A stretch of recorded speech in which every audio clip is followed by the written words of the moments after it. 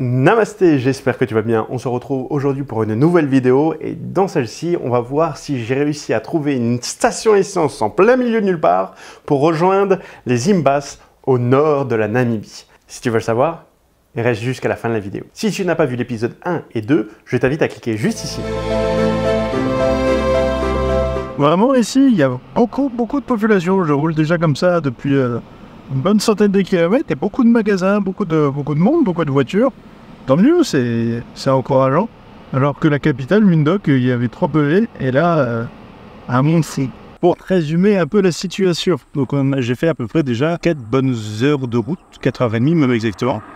Bon, en fait, je me suis arrêté après tout ce qui était village-ville, même là c'était vraiment de la ville, avec beaucoup de monde. Là j'ai mangé un petit truc quand même parce que je commence à avoir la dalle, donc je suis tout seul, vaut mieux que je m'écoute. Si j'ai faim, faut que j'arrête, faut que je mange pour que je prenne mon temps. Puis ça fait déjà 4 heures que je roule, donc faire une petite pause. Donc en fait, tous les 30-40 km, mes petites stations comme ça, avec bancs en béton, etc., à côté de la route. Et en fait, si je vous montre, il y a les chèvres au loin. Hein, en fait, c'est cette route et tout le monde roule. La vitesse est d'à 120, donc ça roule très vite. Et j'ai croisé beaucoup d'enfants, dont encore une petite fille là-bas, qui se balade toute seule à côté de cette route, et sous cette chaleur qui est crevante de chez crevante. Je dois revenir de l'école, je suppose. Et là, des fermiers. Petit repas rapidos, j'ai quelques tomates, bananes, je vais manger ça, et puis ce sera déjà pas mal. Bon, je vous ai pas dit, mais j'ai refait les courses, hein, j'ai racheté des bidons d'eau. Donc j'en ai 6, et puis j'ai refait les courses, donc j'ai racheté... pour faire des sandwichs, parce que j'avais même pas pensé à faire des sandwichs. En fait, maintenant mon frigo est plein, parce que pendant 7 jours je fais du camping. Donc normalement j'ai assez largement pour me nourrir pendant 7 jours et boire et me ravitailler. Donc normalement, à part l'essence, j'ai pas d'autres arrêts qui sont prévus. Et là il y en a à peu près pour $400 namibiens, ce qui correspond à peu près 320 à peu près à 40 €. Pas du tout, ça correspond à 25 € au moment où je suis parti. Là c'est même moins, on va dire, c'est presque 20 €.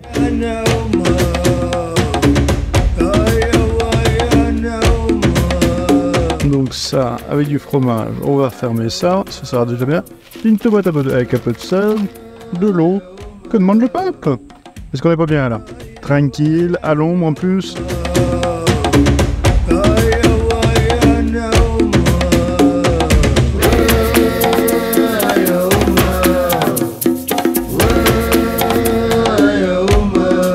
Ils ont de la musique là-bas.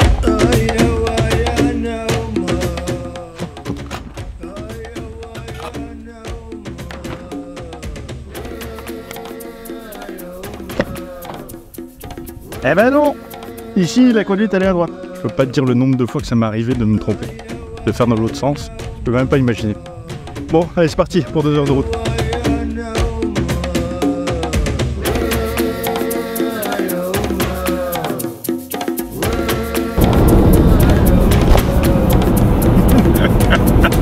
C'est comme ça depuis presque 20 km. Il me reste 25 km encore à faire comme ça.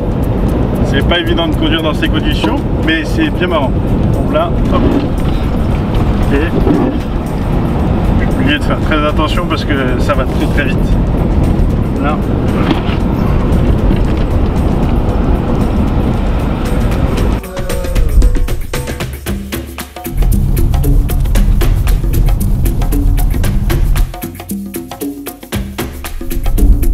Je m'excuse par avance pour les images qui bougent beaucoup. Je pense que les images de la GoPro vont mieux vous montrer ce que j'ai vécu ces 50 derniers kilomètres. C'était chaud cacao.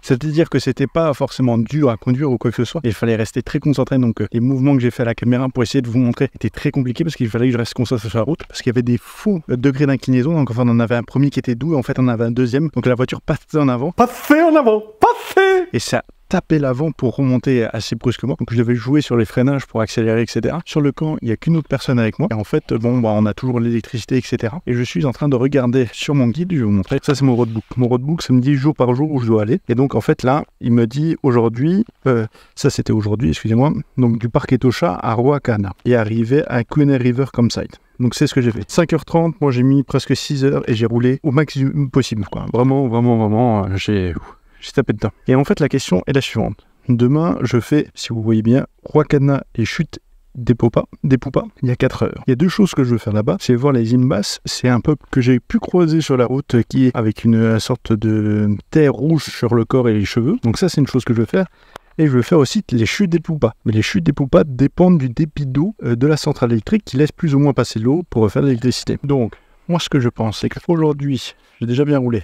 Je vais être tranquille, je vais mettre ma tente, je vais m'installer, mais je vais rien faire d'autre. Mais je pense que demain matin, je ne vais rien faire ici. Je vais aller tout de suite, dès 7h30, 8h, aux chutes des Poupas, pour que à 14h, je regarde si je peux faire d'abord les chutes, parce que comme ça me laisserait le temps de faire soit les chutes, soit les imbasses. Et en faisant les chutes, voir tout de suite, ça me permet de voir s'il y a un problème, de le reporter à demain et de faire les imbasses à inverser. Donc, je pense que je vais faire comme ça. Et en fait, je suis en train de vérifier, parce que je sais qu'il y a un jour où il n'y a pas d'essence, et je crois que ça époupe pas. Donc je voudrais juste vérifier ça avant. Imagine bien que de ne pas avoir d'essence, déjà j'ai un demi-plein qui me reste, vu les allers-retours que j'ai fait. Donc ce que je vais faire, c'est je vais penser à faire le plein, car il n'y a pas de pompe à essence à Epoupa Falls. La prochaine station la plus proche sera seulement à Opoumo. Donc c'est bien demain. Donc demain, il faut absolument que je trouve une station d'essence dans le coin. Donc ça va être la mission de chercher une station d'essence dans le coin. Pour votre information, je devais avoir un véhicule avec 2 réservoirs d'essence qui me permettaient de faire la partie que je devais faire, car cette partie, il faut minimum un plein pour faire l'aller et le retour. Donc vous imaginez bien qu'avec un plein, ça reste très très compliqué. Donc il faut que je trouve en plein milieu nulle part, où c'est indiqué sur aucune des cartes, un endroit pour se ravitailler. Est-ce que je vais réussir? C'est pour ça que tu suis cette vidéo jusqu'au bout. On va mettre le camp en place. Comme quoi, il est très important d'étudier sa carte, même pour les jours suivants. Parce que je me suis fait avoir en fait. Pourquoi je dis ça? Parce que en fait, je suis un peu deg. Parce que j'aurais dû penser à faire le plein des stations essence avant. Et j'ai pas pensé, je pensais qu'autant. Et je voyais que c'était la prochaine étape avec l'essence. Donc ce que je vais faire, c'est je vais lire. Dès que j'ai fini, je vous présente un peu, je vais vous faire un peu le tour. Parce qu'en fait, on est au bord d'une rivière qu'on peut pas se baigner parce qu'il y a des animaux un peu bizarres. Étrangereux. Bon, je vais déjà vous faire visiter un peu le truc, ok? Donc là, le restaurant, une belle vue.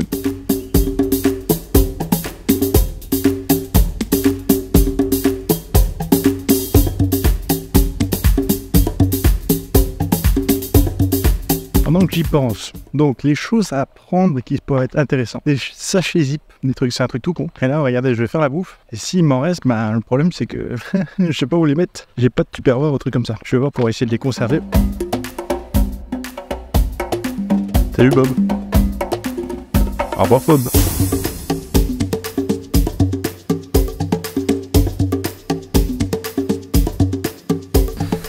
Après, j'ai toutes mes affaires qui sont prêtes. Donc après j'ai tout est prêt ici. Le duvet qui est en bas, le coussin, mes pyjamas, mes boules caisses, tout ça.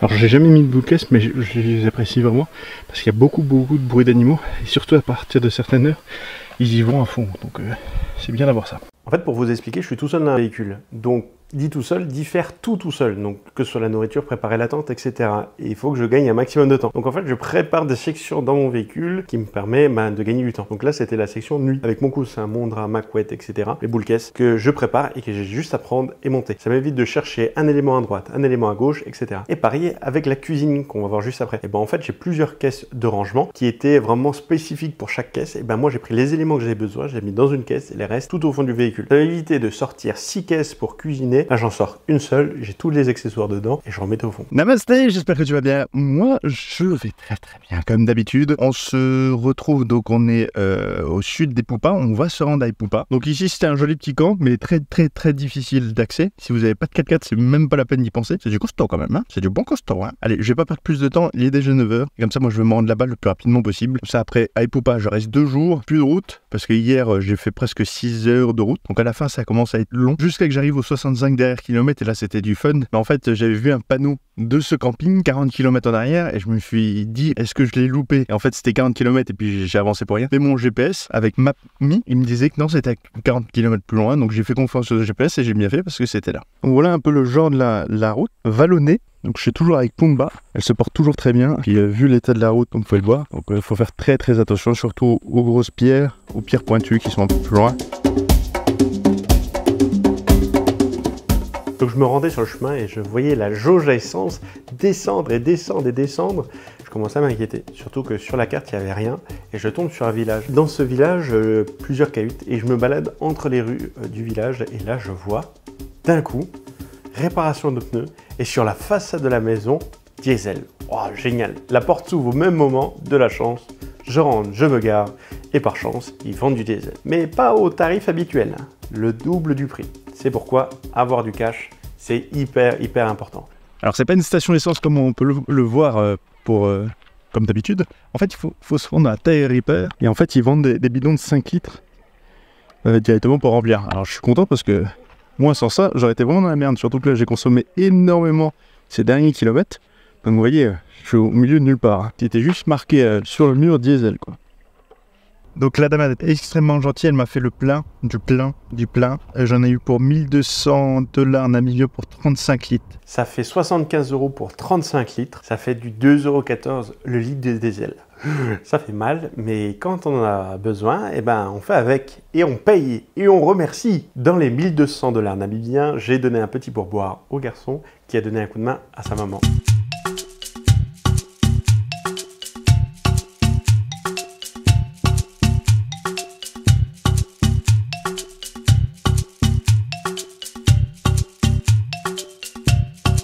Ça c'est l'entrée du camp. Donc tu vois, ça, t'as aucune indication, on va faire un panneau délavé sur le côté. Oh, t'as rien du tout. Et là il faut rouler vraiment doucement. Même moi je roule pas vite, là je roule à 10 km/h. Pas plus, hein, parce que les pierres ici sont tranchantes et ils sont pointus. Non.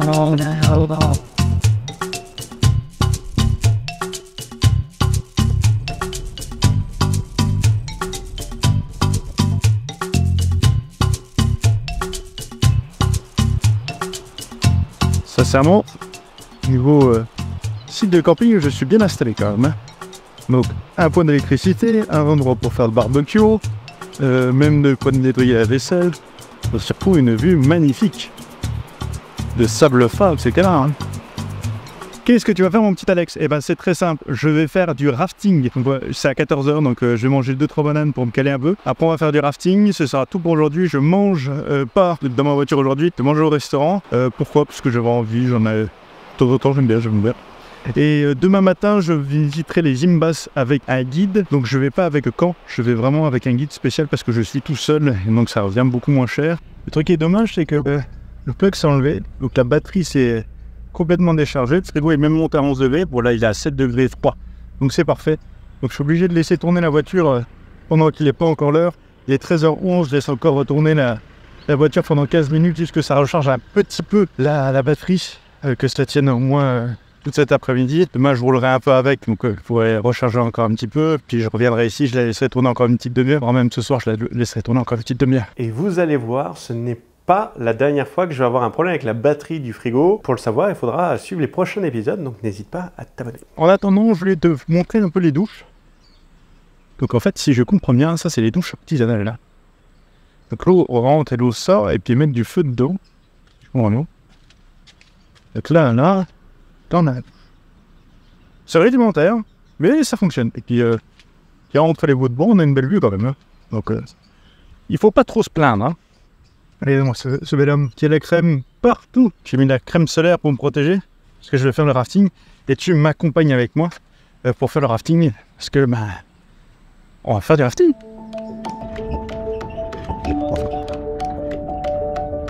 Donc on remonte 8 km de la rivière pour pouvoir la descendre après en rafting. Donc c'est parti pour 8 km et puis après le rafting.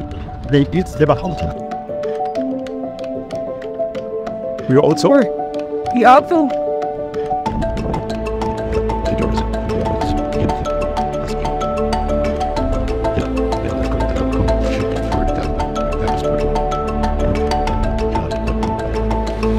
Go!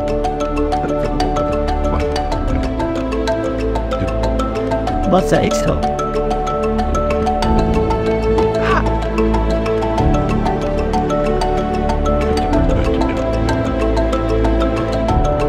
Roller crash up.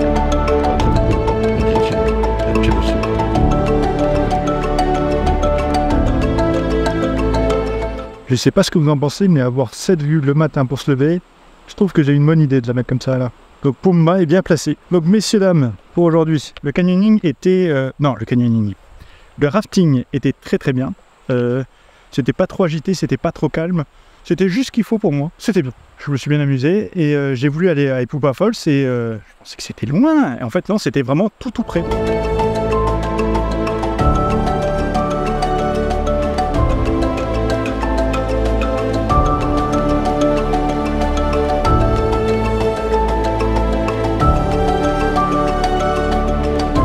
Donc on se trouve devant les chutes d'Epupa. Et cela, un mini Grand Canyon. Je voulais dire les chutes du Niagara. Et c'est sur cette rivière qu'on a navigué. On s'est arrêté juste à 100 mètres avant et heureusement parce que sinon ça aurait été dramatique. On va aller voir juste un peu plus loin là-bas, ça a l'air d'être aussi joli. Et là je vais prendre une douche. Comme vous pouvez le voir, je suis en nage tout simplement parce qu'il fait chaud. Très chaud, plus de 35 degrés et je bois en ce moment plus de 5 litres d'eau par jour tellement j'ai soif. Je peux vous dire que là je souffre. D'habitude de la chaleur ne me fait strictement rien. J'ai fait Las Vegas, le désert d'Égypte. Rien du tout, ni crème solaire, ni rien du tout. Alors là, je suis obligé de mettre 2, 3, 4 fois de la crème solaire par jour, tellement que ça me brûle et tellement qu'il fait chaud. J'ai déjà monté la tente, on va attendre qu'elle se refroidisse. J'ai bien fait de tout aérer. Dès que j'ai fini le restaurant, je peux monter et puis je peux aller me coucher. Regardez un petit truc sur... je vais prendre une petite douche là tout de suite. Donc je vais prendre mon petit sac de grand-mère, hein, et puis je vais prendre une petite douche. Qu'est-ce que vous en pensez? Pour demain, visiter Namib. J'ai eu la chance, la grande chance, il y a des Allemands qui sont juste de l'autre côté. Ils ont eu l'aimable gentillesse de m'échanger 50 € avec 800 $ namibiens parce que je sais pas comment j'ai géré la chose, mais je n'ai plus de dollars namibiens. C'est déjà peut-être en grande partie parce que normalement je devais avoir 1200, un peu plus, 1300 $ namibiens en poche. Je les ai plus parce que j'ai dû faire le plein d'essence et le coût de l'essence était le double qu'ailleurs. Surtout comme vous avez vu, ce n'est pas une station d'essence, c'était plutôt quelqu'un qui vendait de l'essence comme ça. Et j'étais obligé de le faire parce que sinon j'aurais pas pu avoir assez d'autonomie. Là j'ai 600 km et ma prochaine destination est 200 et je croise au moins 5-6 stations d'essence. Donc je ferai le plein dès la prochaine et je retirerai du cash bien évidemment. Un petit conseil, si vous pouvez, retirer plus de cash possible. C'est-à-dire, moi je dirais, là rien que sur ma première semaine, j'ai dépensé presque 4000 $ namibiens en liquide, sans compter le paiement par carte bleue. Dans tous les cas, je vous ferai une vidéo récapitulative à tous les conseils, toutes les astuces, l'argent qu'il faut apporter, le nombre de kilomètres que j'ai fait, le prix de l'essence que j'ai payé, les entrées au parc que j'ai payé, etc. Combien ça m'a coûté en tout. Et comme ça, vous pouvez au moins juger, avoir les informations. Juste avant de vous présenter les Imbas, je voudrais faire juste un petit point. Il y a deux possibilités de voir ce qui va suivre. Soit vous êtes un touriste qui veut être amusé, donc allez-y, dansez, faites-moi sourire. Ou alors une autre vision de la chose qui me concerne plus, c'est faites-moi découvrir votre culture, faites-moi découvrir vos chants, faites-moi découvrir votre vie au quotidien. Pour votre information, cette vidéo qui dure quelques minutes, en réalité, moi je suis resté plus de 3 heures avec eux, hors caméra, et donc j'ai pu apprendre encore un peu plus d'éléments sur leur vie, comme par exemple, ils marchent 2 km aller pour aller chercher de l'eau qui n'est pas potable, puis 2 km retour, dans un cagnard à 40 degrés. C'est une horreur. On s'arrête à la maison du guide pour récupérer quelques paquets afin de leur donner. En fait, c'est un peu comme une offrande. Au lieu de les payer, on leur ramène la bouffe qu'il leur faut, qui leur font plaisir. Hop.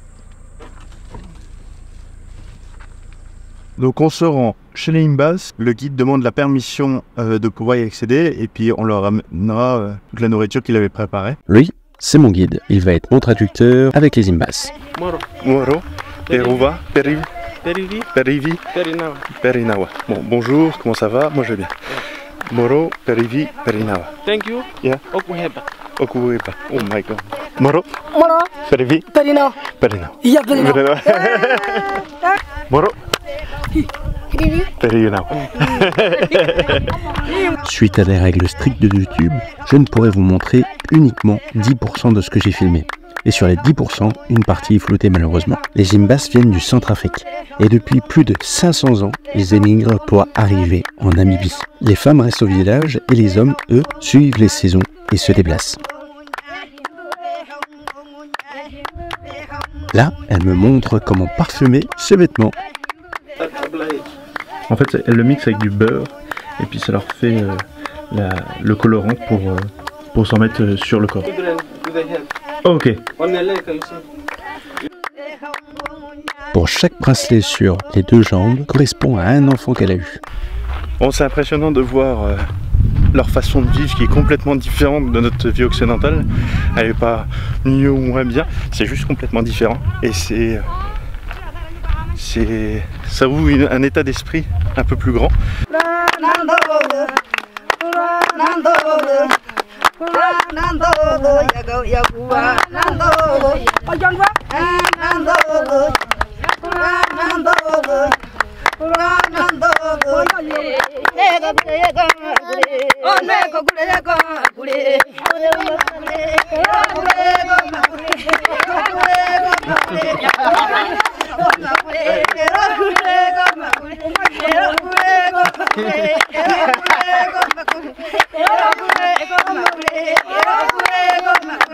Donc pour vous informer un peu ce qui s'est passé hors caméra, je leur ai donné donc leur offrande. Donc c'était un mélange de riz, de farine.